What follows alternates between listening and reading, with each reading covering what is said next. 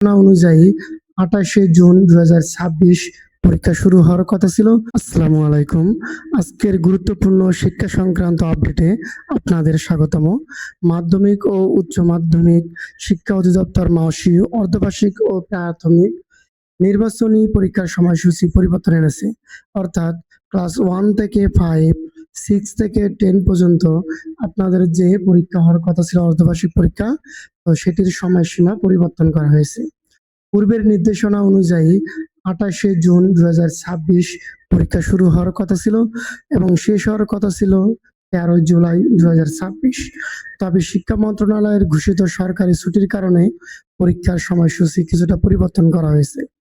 নতুন নির্দেশনা অনুযায়ী অর্ধবার্ষিক ও প্রাক নির্বাচনী পরীক্ষা শুরু হবে 1 জুলাই 2026 এবং শেষ হবে 16 জুলাই 2026 এর মধ্যে।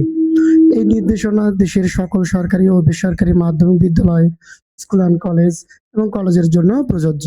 তার অর্থ হচ্ছে যে আপনারা যারা ষষ্ঠ থেকে দশম এবং ক্লাস 1 থেকে 5 28 তারিখের প্রস্তুতি নিচ্ছেন, তাহলে আপনারা আরো 3 দিন সময় বেশি পাচ্ছেন এবং আপনাদের অর্ধবার্ষিক পরীক্ষার জন্য আপনারা সময়টাকে বেশি করে কাজে লাগান।